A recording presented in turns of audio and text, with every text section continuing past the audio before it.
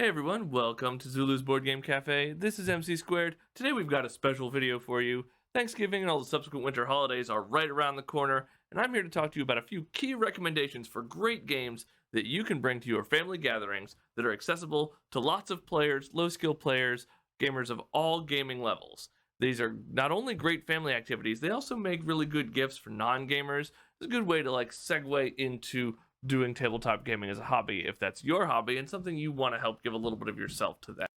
Now, some of these games are ones you very likely are already familiar with, but I'm going to go over a few older games that you do know and a few brand new ones that I like from the recent years to try and give a really wide spectrum for things that you might be able to get access to. First game on my list is a simple one you've probably heard of and played. It's Carcassonne. Carcassonne is a classic tile laying game. It is a very simple one.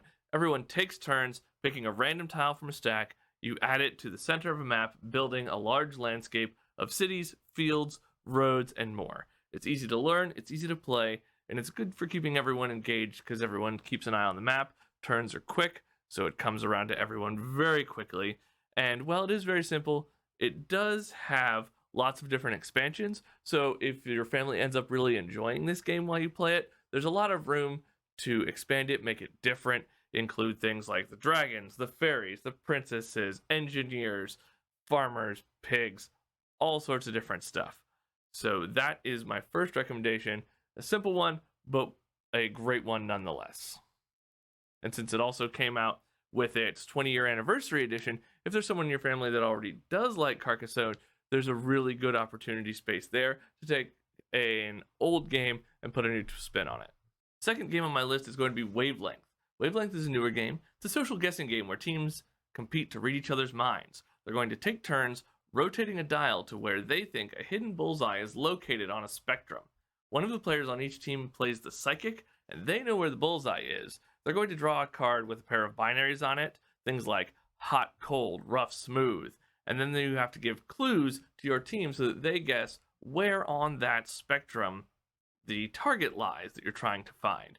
Now, this is going to be based on each person's perception of that spectrum. For example, on the hot-cold spectrum, if you say hot to someone and then give the clue of hot coffee, do the people think that hot coffee is very hot, or are they thinking that very hot means like surface of the sun? So there's a lot of room for interpretation there, which is a great family game because it means, well, how well do you know how well your family thinks? So that's a really clever game that's very easy to understand, has a lot of room for interpretation, and a lot of fun for guessing about how people think.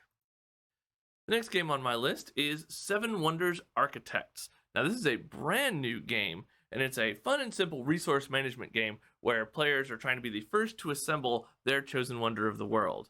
It's different from the classic Seven Wonders, which is a little bit more gamey and has its own lexicon built in that is not always super easy for folks to understand. And while this game does use some of that symbol-based language, it's a lot simpler, a lot more friendly to young players, and a lot more friendly to folks that don't always play board games. And I really enjoyed it. You draw cards from different stashes, trying to build a pool of resources that you use to assemble your wonder.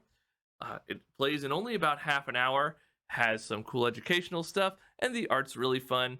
That you get the satisfaction of slowly unveiling the completely constructed wonder, which makes it a nice and enjoyable experience for everyone at the table.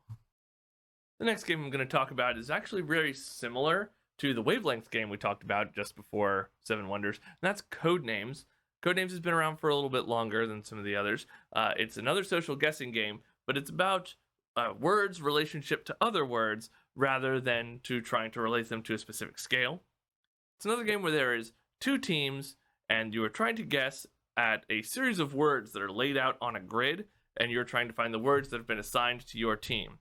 One member of each team is a clue giver. They know which words that your team needs to guess, and they are going to try and give you clues that are associated with the various words in the grid that your team has to guess.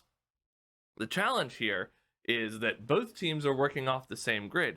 So you want to give clues that relate to your words, but don't relate to the other team's words.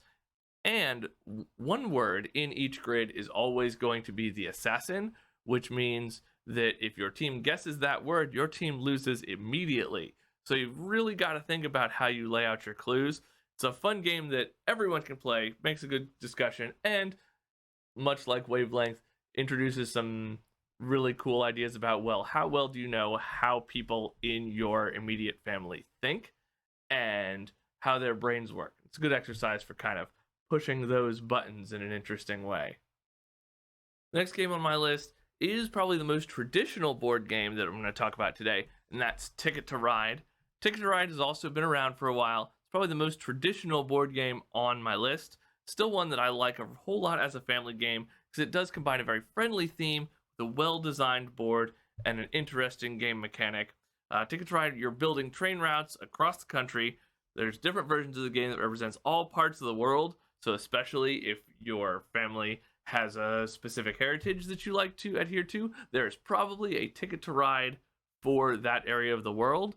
There's, of course, the core game, map of the United States, to very, very specific cities. You can get a Ticket to Ride that is just the train routes of the city of London or the city of Tokyo.